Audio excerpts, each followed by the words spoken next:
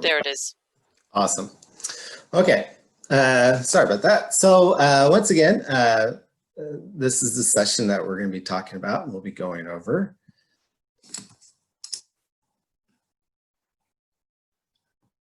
On a very slow moving PowerPoint here.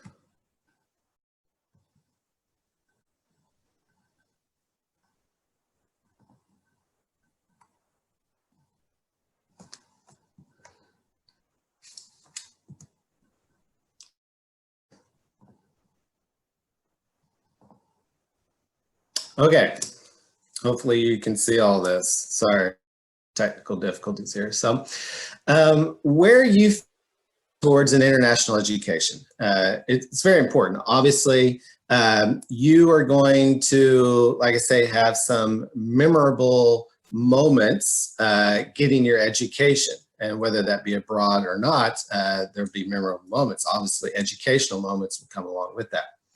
So, but one of the things that we do talk about when you go abroad, you tend to become what's called globally competent. And competent basically means that you have a good understanding on world values and world views of what's going on. And when you do go abroad, you're going to definitely get this experience. You're going to have this opportunity, and I'll kind of go more into this, but to meet other people from wherever that you may go. I will say kind of a disclaimer right here is that I'll be mostly talking and giving statistics that are based on students that come to the United States or students that are go abroad in the US.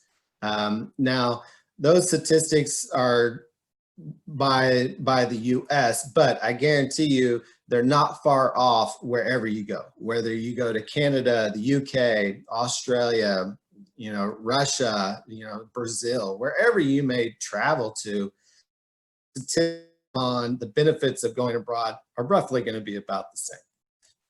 So back to this with our global content.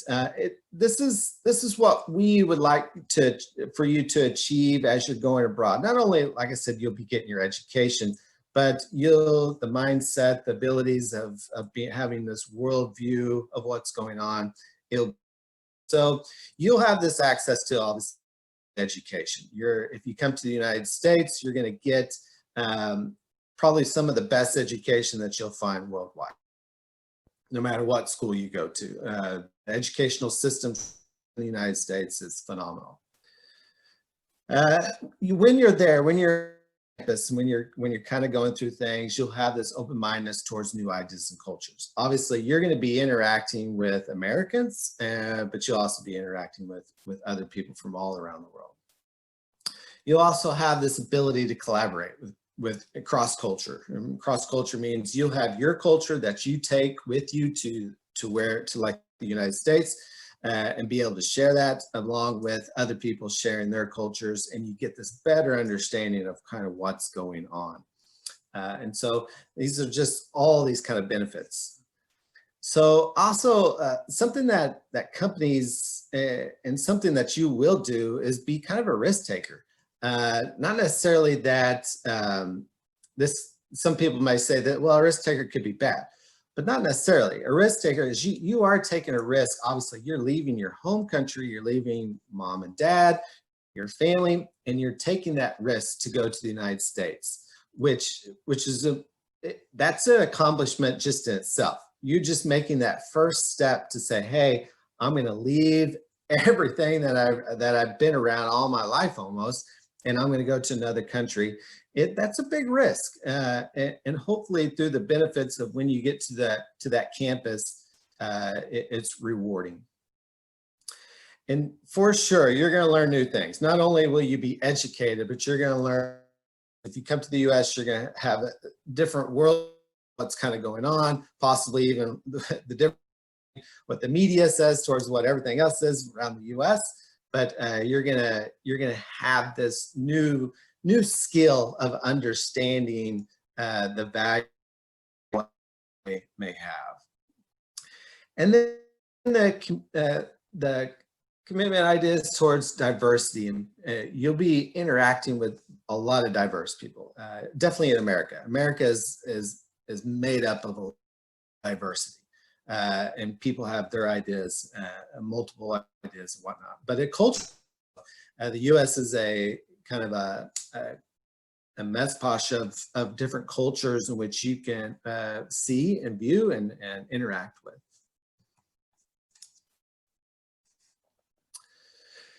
So student-to-student connection. This is going to be something that you'll notice when you go abroad. Now, if you're in your home country, you're probably going to be interacting with your culture, with students maybe you've grown up with people that live in the same city as you do. But when you go abroad, there'll be some differences. Obviously, you're going to be interacting with people not only from the United States, but you're going to probably interact from students from all over the world. Most universities and colleges typically have other internationals from other different countries other than yours on campus. And many times internationals kind of interact with other international students. But there's a lot of times where American students love the interactions with international students. They love to hear the culture. They love to see just kind of what it's all about, because a lot of Americans don't go abroad. And so this is their time to hear what's kind of going on. And so it's been really good. So like I said, many universities and colleges typically have around 2 to 10% of their main population, overall population, nationals on campus. And hopefully you'll have that ability to showcase that. And like I was saying, with the showcase, most universities will allow you to, showcase the culture or your heritage, or talk about your heritage, have interactions with other students. So this is kind of your, as an international student, you can kind of shine and showcase your country to American students, because like I said, Americans really do like to hear about other different cultures and countries around the world. Another thing is these everlasting friendships and bonds. If you never went across the sea, you never went across to another country or any place like that, you just stay in your home country and went to school, that's great. But there are some friendships that you will encounter and have at a university or college that can be everlasting. I know several examples of students, international students that became friends with an American student, and 5-10 years down the road, that international became a head honcho or a big person at a business, and the Americans just really wanted to showcase that person, that international success. And became friends, and then wanted to travel. So there's a lot of times where there's still that friendship is able to be apart. So and so you'll meet and you'll become friends with who you never know. You never know who you may interact with that does become a very successful person, and you had that interaction while you were going abroad. Where if you never did go abroad or never went to another country, it never would have really happened. So these are some statistics, and like I said, this is pretty much based within the United States, but they will pretty much be roughly about the same no matter where you go. And these are kind of some statistics taken in which companies are mostly looking for, or which companies look at a person who did go abroad. So 25% higher starting salaries when studied abroad. That's a big jump. So you got to understand that when you're getting a degree, there could be thousands of people getting the exact same degree as you're getting. And so if you're able to separate yourself some way from other people who are also applying for the same position, but have the same degree than you, then studying abroad can be most beneficial for you. And as you can see, it can also give you a better salary in your jobs. So 97% of graduates who study abroad found jobs. And this is kind of an interesting statistic, but I wanted to put that out there because the ability that they were able to find a job and get a job by going abroad. And so that placed them ahead of possibly some people that did not go abroad. And within 10 years, 50% workers will have some global experience. So this is the trend of going abroad and getting your education is going up, you know, and it's also not only going up, but it could be what companies are looking for, that that person that did have that experience, did have that education going abroad. And so what this means is that at 50%, almost half the workers that you're going to be working with did have some global experience, that companies could be looking for this, and that the need to be going abroad is there. And then 59% of employees said they value study abroad in a person's career within the organizations. So this speaks to, like, if a company is saying that when they're looking at a person, or they valued that person that did go abroad, they appreciated that person, and they thought that was a worthwhile experience for them, that they would go abroad. And then you have 34% of people who graduated abroad were able to choose their career field. You know, many times when you do graduate, you're kind of like, okay, now what type situation? You have a degree, but sometimes it can be difficult to get a job. And so this isn't a very high statistic, 34%. But it also talks about when you do go abroad and you're trying to pick that field, you kind of stick to that field, where sometimes you may just be picking a field that you're not really that interested, but you could be doing. And then later on in life, it was just kind of a wrong decision, or just kind of really doesn't do what you want to do now, or you don't know what you want to do. And so this is about 34% of people who actually went abroad, you know, got their field and then knew pretty much where they were going to go from that point on. So these are just kind of some statistical value of getting a degree. And like I said, these are based off. So the United States does take a lot of value in students that come to the United States to get an education, and also students that go abroad for their education.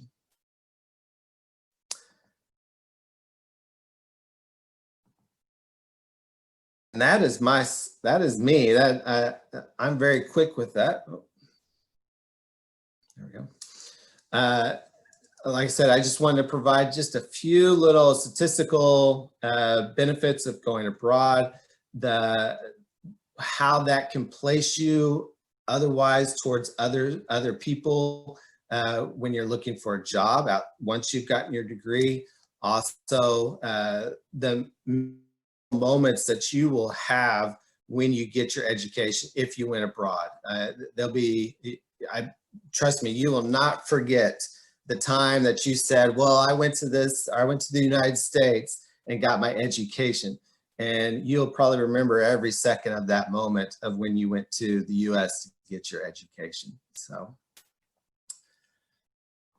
all right, I will pass this on if I can get out of this in a timely manner. Thanks, Aaron. I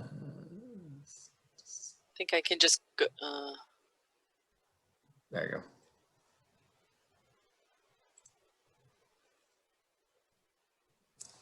Okay, hopefully everyone can see my screen. Again, I am Jean Blanchette, and I am an international recruiter with Manhattan College. And I'm happy to be speaking with you today about the second portion of our program, which is the support systems in place for international students. So When we talk about this topic, support systems in place, many of you are right now, you're in high school. You probably have a lot of support systems around yourself right now, your guidance counselors, your teachers, staff, even your coaches at your school. All of these support services help you with your success in school, and that is no different from a college education. At colleges, we want students, as Aaron had mentioned, you're taking a really huge step to come overseas, most likely, if you're an international student, to here in the United States. And we want students, every college wants their students to be happy, engaged, and most of all, we want you to be successful with your education here. This is your stepping stone out into your career.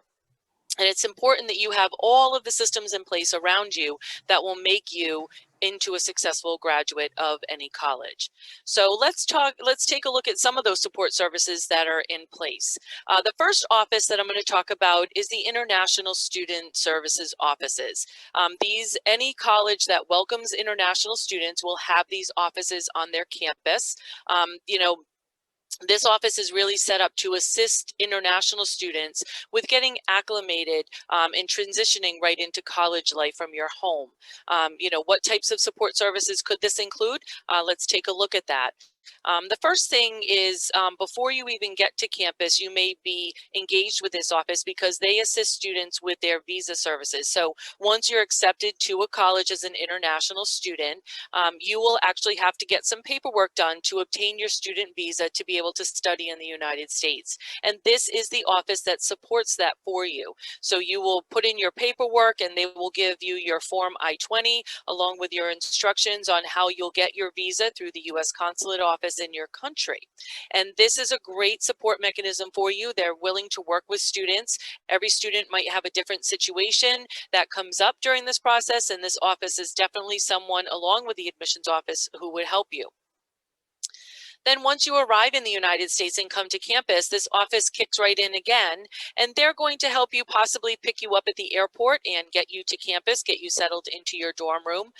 This office will also get you checked in and make sure that you understand where to go on campus. There will be an orientation for international students that's usually hosted by this office, and they'll go through things like how to read your schedule, where to go for your classes, where to go to have a meal, where to go to, to a cafe or things around campus, how to get to the gym so you can work out. So they're going to get you acclimated to campus life. They're also going to help students, sometimes there are current students in these offices, so they're going to have students helping students. And oftentimes you'll find when you arrive to campus, maybe there's somebody from your country there. That person may serve as your mentor and get you around campus, take you to some fun events, get you to know other people that they know on campus so you can start to build your support community around you when you're on campus.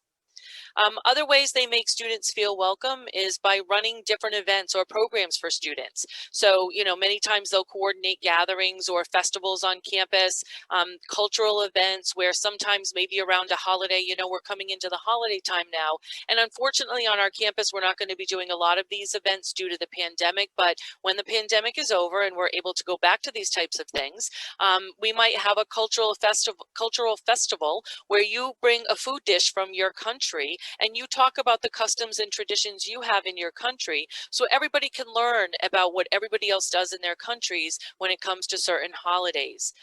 We also host numerous excursions. Being in New York City, there is so much to do in the city.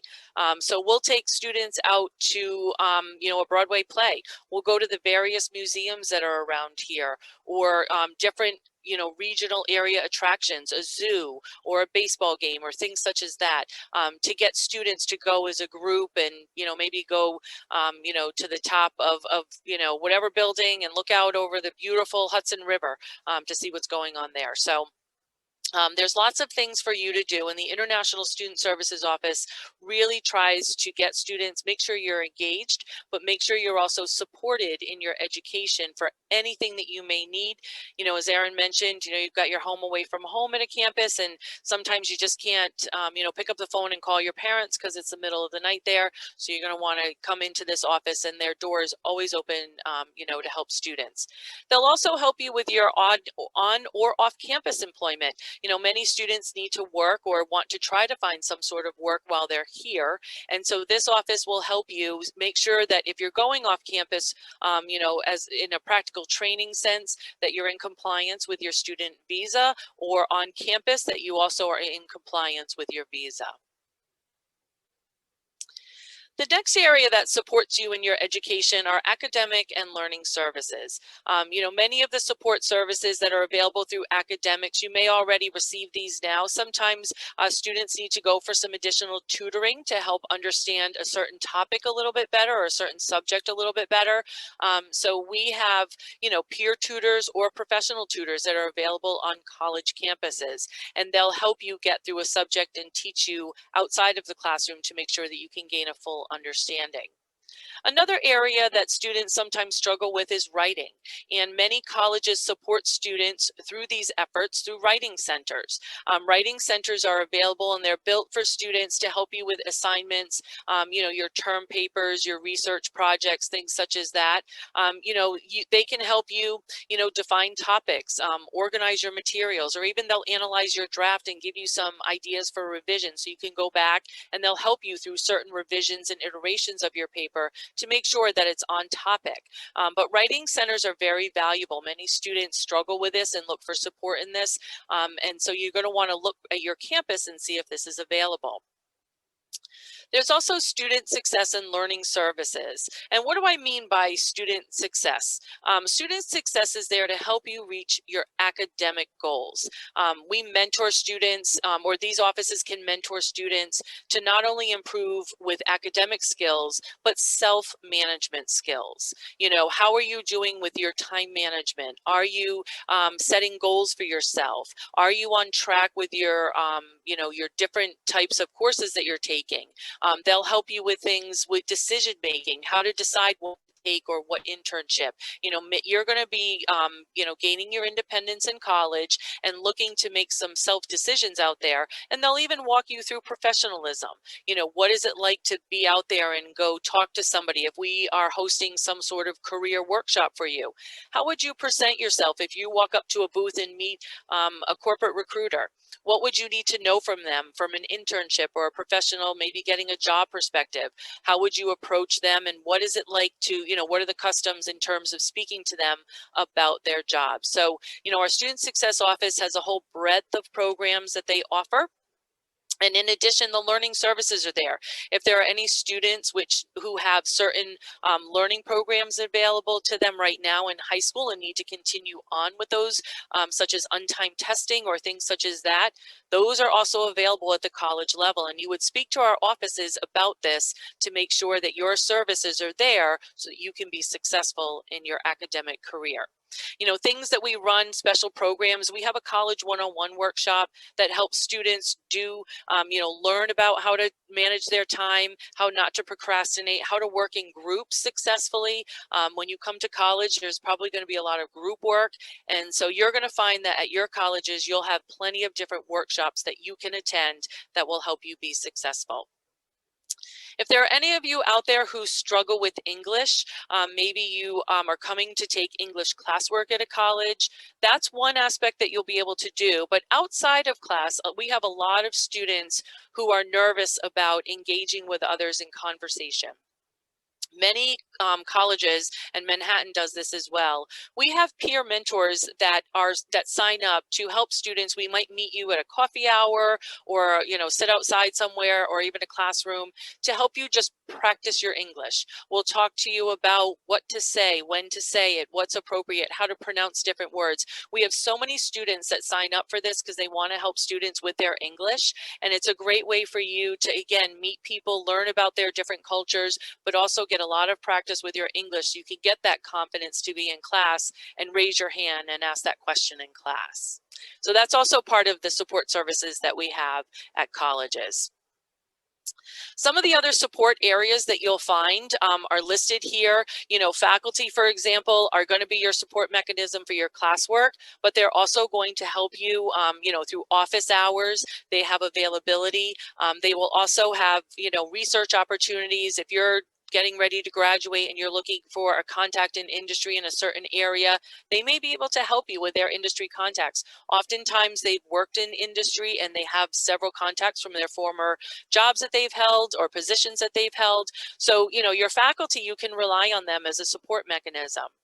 If you're living on campus, when you choose to do that, resident assistants are a wonderful resource for you. They're going to support you in, you know, your learning in your living environment. I'm sorry, in your living environment. You know, maybe you're homesick in those first few weeks and it's the middle of the night and you need somebody to talk to. You can knock on your resident assistant's door and they will be more than happy to support you. And, you know, they're there to chat with you, talk with you, but they're also there to guide you and find, you know, other offices on campus or other people you could talk to if necessary. But resident assistants will support you in your living environment. Important to a lot of students in this day and age is their health, not only their well-being, but their mental health. And this is something at every school you're going to find at colleges, that you will have the support of a health services office and the team there. And you'll also have counseling services. Many times students, again, as I mentioned, if you're homesick or something happened, maybe you broke up with a boyfriend or girlfriend or what have you, and you just need somebody to go talk to, you can rely on these services at your college campus. So you're going to want to seek out these services. Career services are, again, as I had mentioned a little bit earlier, career services are there. This just isn't for when you're getting ready to graduate and go out and seek your career. Many colleges have career services offices that start right at the beginning in your freshman year. You're going to start on, you know, planning out your career path. You're going to be able to work with them in workshops on how to build a resume, how to interview, how to, again, as I talked about before, how to approach employers, how to look for that internship.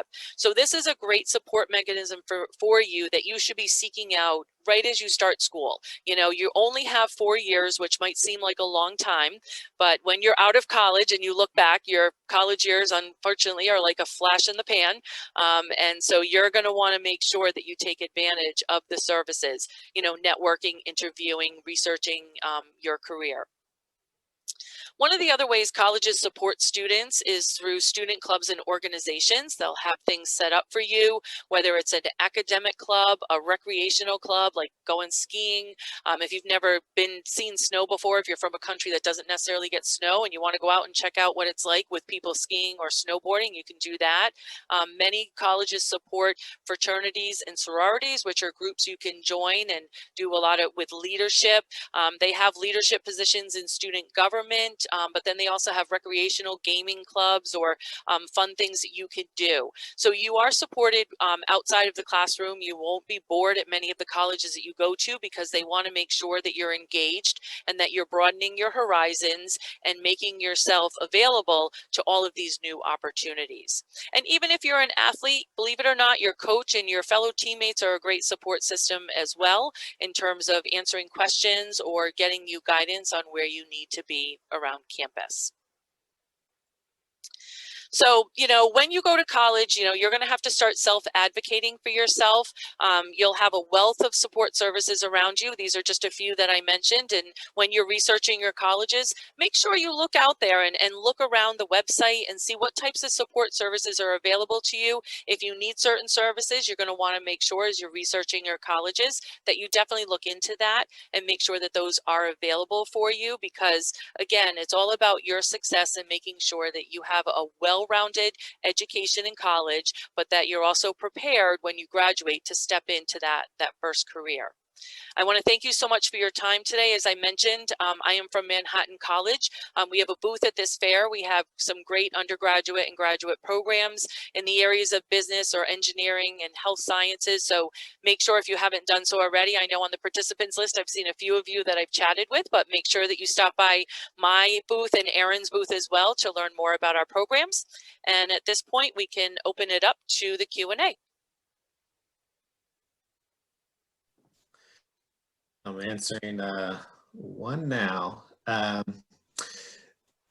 The question was talking, you guys outside can know, the question was talking about international students and loans. Unfortunately, in the United States, internationals cannot go to a bank and just get a loan to support their education. A lot of internationals, if they go through that route, have to have some sort of cosigner of a U.S. resident, a family member or something of a resident of the United States to help them along in getting loans. The best option you guys have is what we kind of classify as scholarships. And that's money for you to help support you for your tuition or housing or for your everyday type needs. So scholarships technically is probably your first starting point on trying to obtain and to come and get your education. Yeah, and on behalf of Manhattan College, we do have merit scholarships available. They're based mostly on your academics and your past academic performance, and they are partial scholarships. I know a lot of students are interested in full scholarships, but unfortunately, many colleges in the U.S. will only offer partial scholarships. So that's something that, you're going to want to look into. Students need to balance, that total cost, and then look at the scholarships and then look at the net cost, and then just see, you could be looking at a large scholarship, but then you're also looking at a large cost to attend. So, hopefully you can find some resources that will be an investment in your college education. All of us that have gone to college have invested in ourselves in that, and really tried to make sure that, you try to do that as best you can. That's right. And kind of just to keep going off that, also find institutions where a lot of scholarships are more on the undergraduate bachelor sides than you will find on the master's or doctoral sides. So a lot of universities like to invest more with the undergraduates than because at the master's and doctoral, you're more really doing research for the university on those type of situations. Yep. I do see a couple here, Aaron, about registering. So from a services perspective, the support services for students, I have a question that says, do we need to register for these services? Sometimes you do have to register for services. They're oftentimes offered free of charge to students. You would have to check with your specific college if they have some sort of registration process where you would have to pay for the services. But in general, student peer tutoring and professional tutoring is available to students. You would go to the office to request these types of services and schedule your appointments there as well.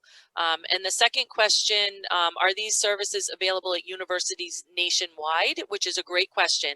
In general, in the United States, because the colleges have academic programs, they do have academic support and tutoring services. Of course, the best way to find this out is by researching on the website and looking under academic services or support services or student services. When everybody has their websites arranged differently, but you should be able to find these types of services there that you can get at your college and make sure that they're in place if you need them. Yeah, that is right. Typically you will find most universities and colleges will have a pretty good support system and services available for you for a free. Now, it could be activities that you may have to pay for, but for services, that should be free. Correct. Yep. So are there need-based scholarships available at your institutions? Okay, so we could go individually of our institutions. Nationwide, you will find universities and colleges that will have some need-based scholarships. They could be limited and they could be competitive. You'll need, this is just another thing that when you're really looking at a university that you're going to attend, and if this is something that you really need to go to that school, I would look into it and I'd inquire about it, ask about it.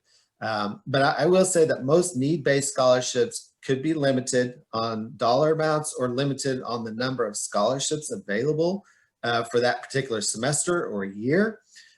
And if they're limited, that means they're going to be competitive.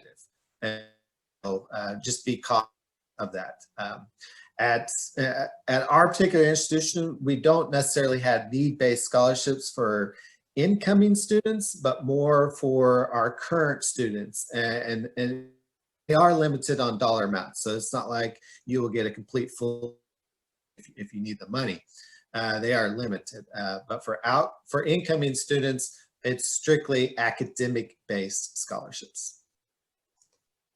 Yes, and that is the same at Manhattan College. We do have merit-based, so it's based on your academics.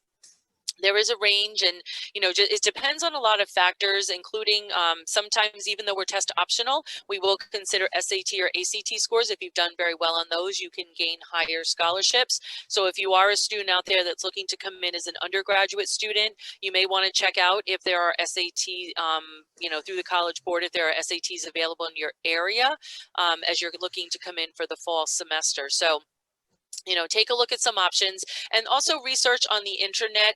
Type in international scholarships or students, scholarships for international students, and see what comes up in your area. You may also check if you have the availability at your schools to see if they know of anybody that's offering things such as Education USA may offer scholarships to students coming in. So you want to take a look at those types of resources as well in your local area. Right, yeah, and I'm glad you mentioned that. There are, I would just look typically, you mostly want to look at your university for types of scholarships, but there are a lot of scholarships that companies and outside type scholarships, and what we mean by outside is not provided by the university or college, that you want to probably look at and to determine or see if you can qualify for, because some of those are out there. And I have a lot of success stories of international students who applied for like a Coca-Cola scholarship. And they don't even drink Coca-Cola, but they applied and they got it. So, so you never really know. So I would look into outside type scholarships to help support.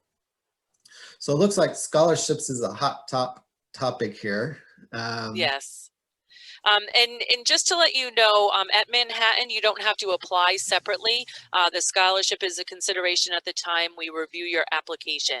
Many schools are doing this now, so there isn't a separate application anymore. It's just whenever all of your documents, your application is complete with your transcripts and or test scores, then when they look at your grade point average on your transcript and maybe some test scores, they will offer the scholarships based on that. So you don't really have to apply separately if you're wondering about that. Yeah, and that's the same at Oklahoma City University. We do ours based off in merit, so what we call GPA. So you may not have a GPA system, but our office recalculates that, and we do scholarships based off of that. So not an application that you need to apply for. So we have something here about the rules and regulations pertaining to any bullying or things such as that. Every school does have a student policy when they come in. So students will have to agree to the policy. There's behavioral regulations that you have to follow and different policies. So as you go off to school, you will learn about those once you actually enroll at your college. Yeah, that's something that a lot of universities will have maybe a new student orientation that they will present to all new incoming students, and lots of times that's put in there. Not only behavioral but academic, what's expected academically and behavioral. And then there are, speaking of services, there are those support systems that universities have. That if you're a victim to bullying, that they can step in and help you with, and so that to help you along with that. Yep. I did have one on the chat side that asked if there's a possibility for application fee waivers for attendees. And what you would need to do is visit each one of the college booths to ask if they're available. Erin and I just represent 2 colleges out of the many colleges that are here. I can tell you from Manhattan's perspective, if you visit the booth, you will be able to get a fee waiver. I have somebody covering that chat for me right now. So if you see that it's coming from me, and I'm not really typing that into you, but we do have fee waivers available for students. So if you wanted to stop by that booth, and then you just need to check with the individual colleges.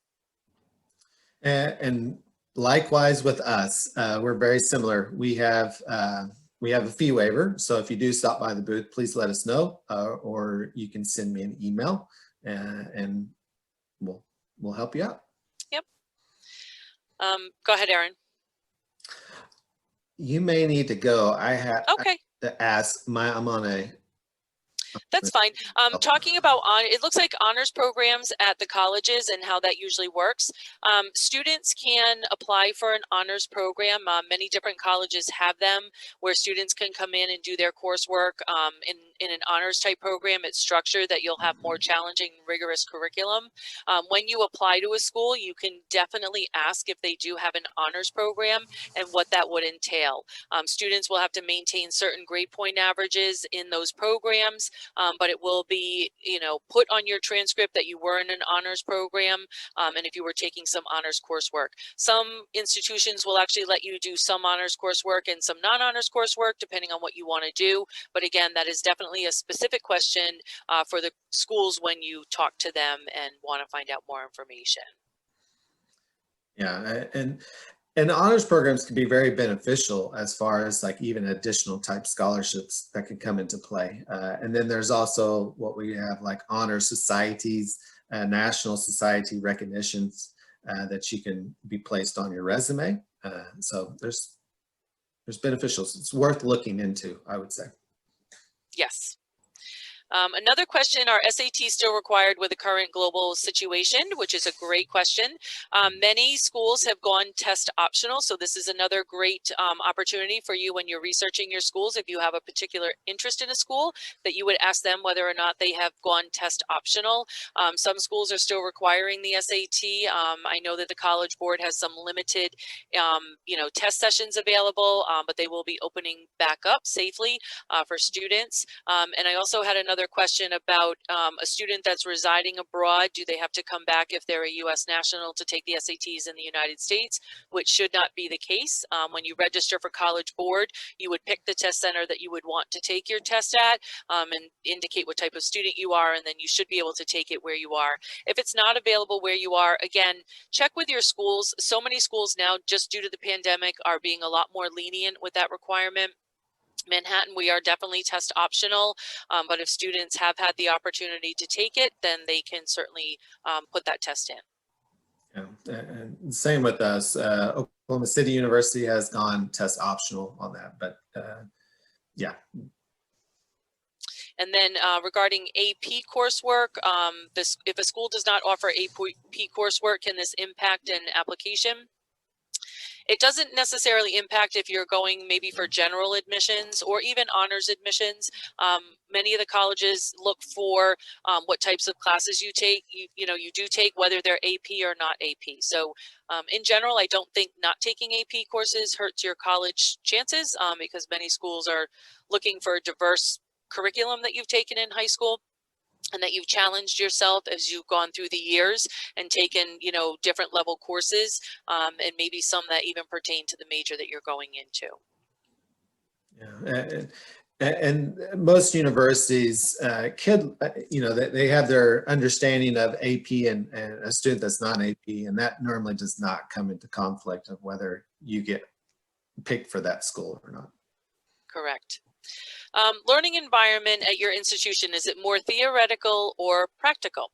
At Manhattan College, we do have probably leaning more toward the practical in terms of trying to get students to get out and get internships and get that practical piece of their education. Of course, you're going to have your classwork, but we really do encourage students to go out and get experience in their field to make sure that they understand the various aspects. There are so many new careers out there due to the pandemic, especially on the internet and social media, things such as that. So you're going to find environments now when you're graduating from college in a few years that are totally different than the working environments now. But there is still a need for young, fresh employees that come in with brand new ideas. So at Manhattan, we have a combination probably of theoretical and practical, but I will say we do encourage students to really go out and get that practical education in their field by working side by side with people that are in your major or in your intended career path. Yeah, and that's something that you could be looking at as a university. Most universities nowadays, it's definitely in the United States, do more of a practical use of teaching than a theoretical.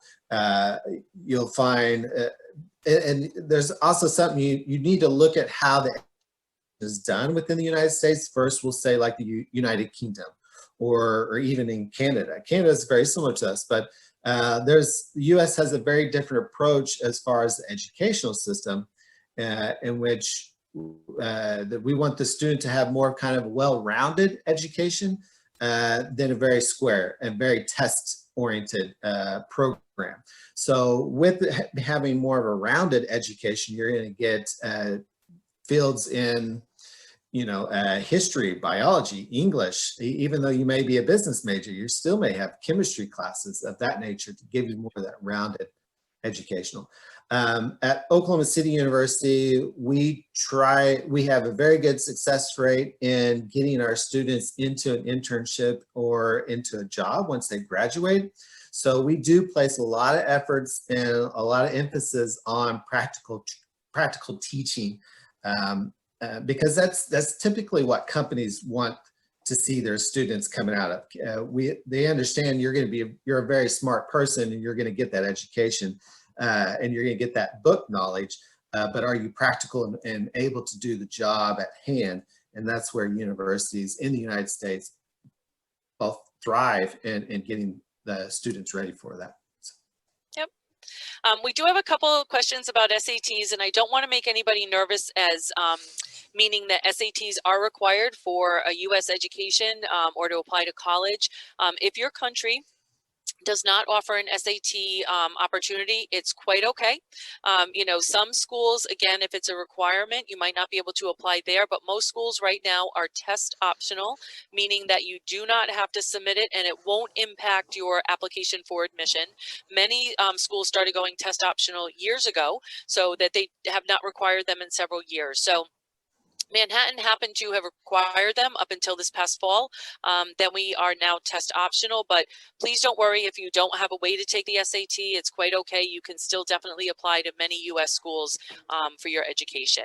And the same for GRE or GMAT. If you're looking at graduate level education, those tests may be waived by some of the colleges. So you're just going to want to check with your specific college. A person asked if an English proficiency test such as TOEFL could be waived.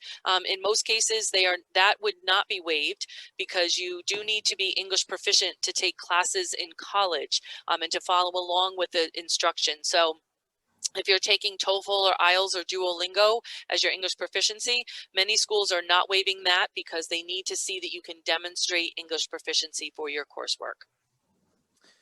And this is where, you know, this is where you really need to look at the university or the college going to, because there are differences.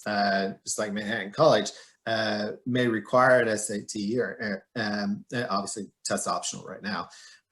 But Oklahoma City University does not require an SAT. But you may find a university that says without question you got to have the SAT. So really look at the school and the requirements and hopefully you can make a determination based off that. So. Yep. And also English for most schools and universities are going to require at least an English proficiency test. And that there are multitudes of, you know, also this is another thing where you need to look at the requirements that a university or college puts in. Some schools may require certain tests like the IELTS or TOEFL. Some schools may allow you to do IELTS, TOEFL, Duolingo, and multiple other PTE type tests. So just really where you're going. Yes, and those are for the non-English native language countries. Right. So if you are from a country where your native language is English, you would not have to submit that proficiency test, just to clarify that. You know, does being involved in extracurricular activities necessarily have a better chance to get a scholarship? Some schools may take your extracurricular activities into consideration when they're looking at scholarships. Most are looking at your academic achievements more so, but if there are extracurricular activities, they may look at it. You would want to list anything you've done.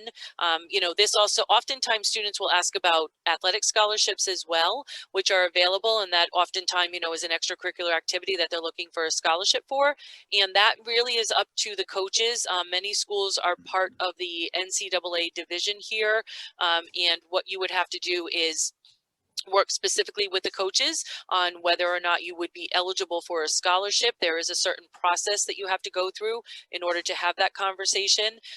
But, you know, that is something else that, you know, you want to check specifically with your school. And speaking of sports, Aaron, we had a question. Has your baseball team moved to Division I?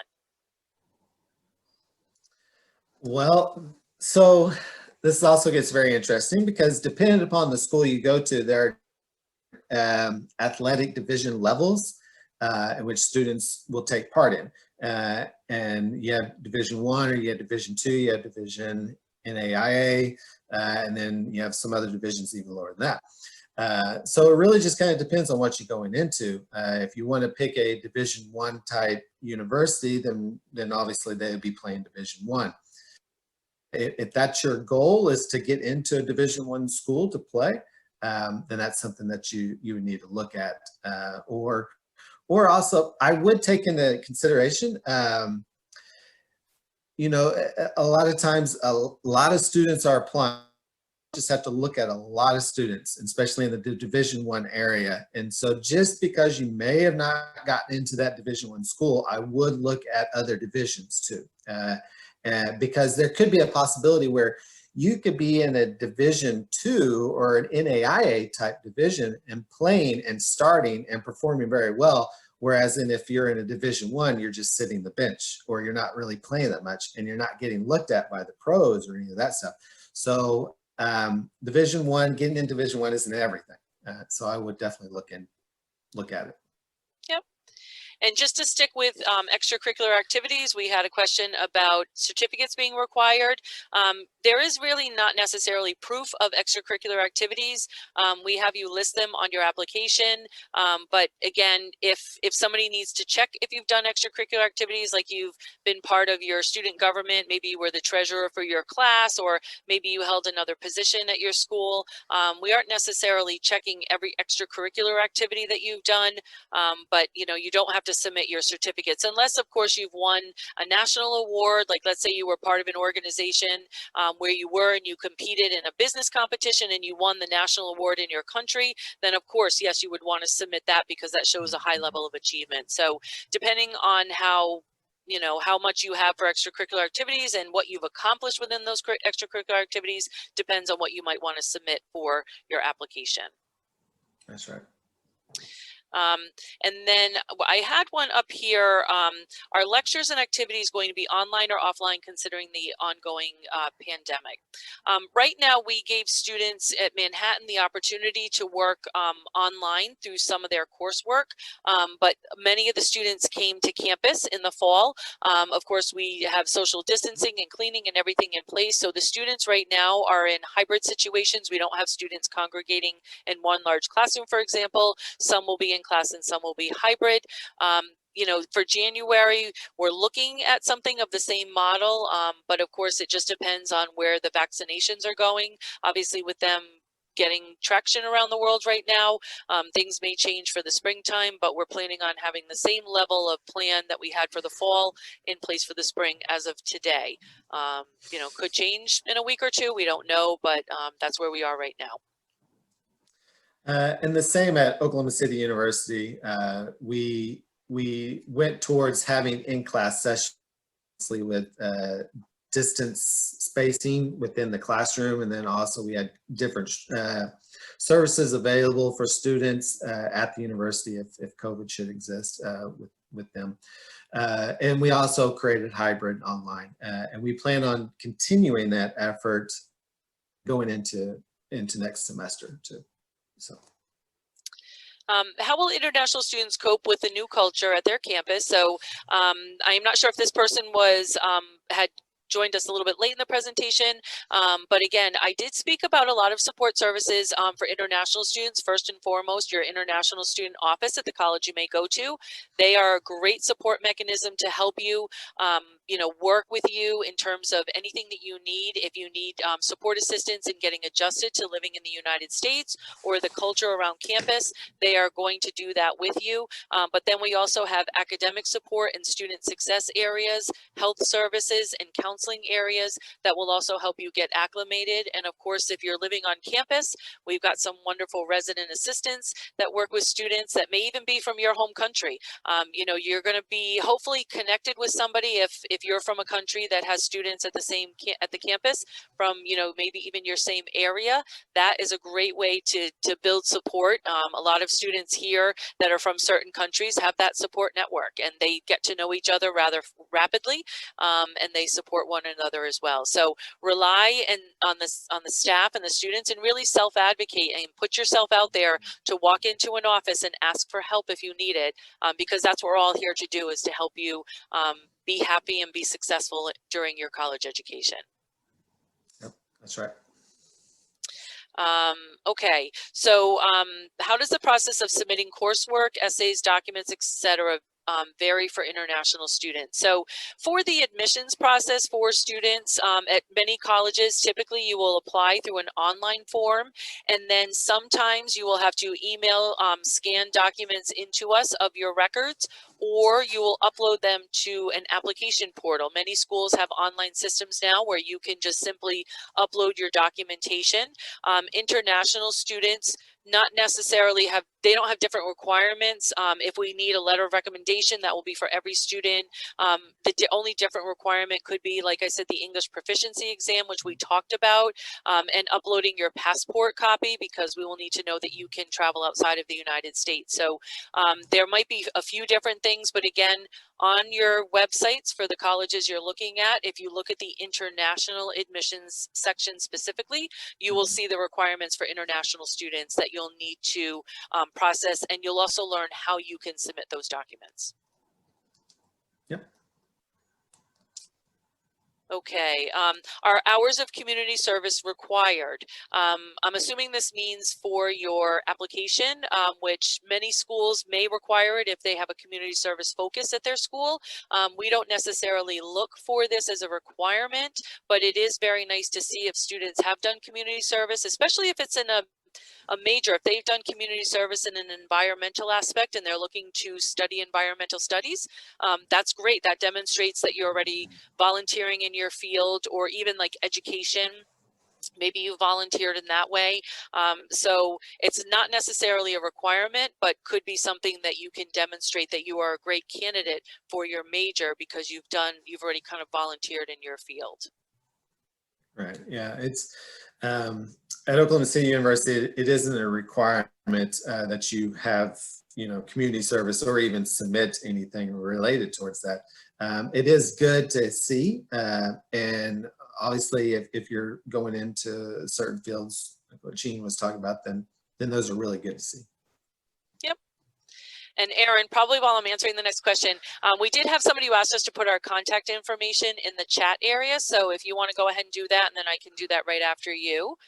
So thank you for reminding us to do that.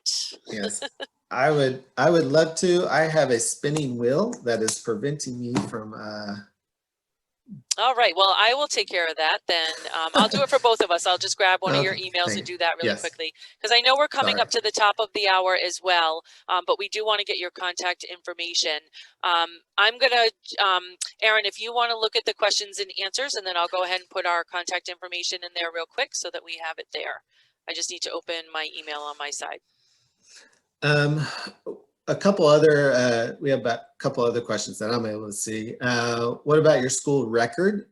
For example, okay. So most universities do look kind of first at the academic side, and that would be your GPA, what's your grade, how well did you perform at that level, either high school, college, or university level. I'm not going to say that suspension, if you ever did get suspended or had issues, that means just a no-go for you to ever enter a university. That may not be the case. There are possible situations where your GPA was doing really well, then all of a sudden there was some sort of issue that happened. which resulted in a suspension or an academic probationary type situation. And a lot of universities, depending upon if they look at kind of an applicant holistically speaking. What I mean by that is they don't just say, okay, if your GPA is this, you're in. But if they look at a variety of different situations, then they can consider you. I would say go ahead and apply. There's nothing harmful in going and applying and trying to seek in. It could be maybe a question you ask the advisor before you apply, or kind of consider, would you consider me if I applied if this happened? So,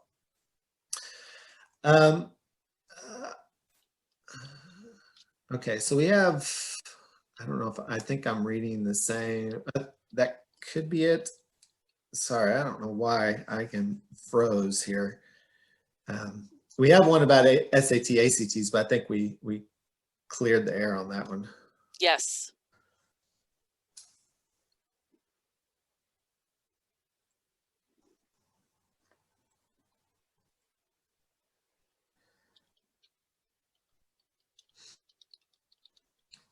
So a lot of these questions, like how we're kind of trying to tell you, is that it depends upon university, or depends university or college has different requirements. There are some general requirements that you'll find that everybody has. Obviously, a transcript, and English proficiency. Those outside of those two, it could vary in what they're doing, and so it's really important as you're seeking to, where do I want to go, to really look at that university. One, can I get in? Two, can I afford to attend that university? What type of support could they provide towards me, possibly to help? Yeah, and I will echo that. When students are looking at the application process, I work with the international students in the recruitment area, and so my role and responsibility is to help international students understand the process, let you know how you should submit your documents, where you should submit your documents, how long in advance you need to submit your documents. These are some of the questions that are in the chat that are specific to the application process. And so when you're looking at your colleges, make sure you seek out that person. The admissions staff is there to assist you.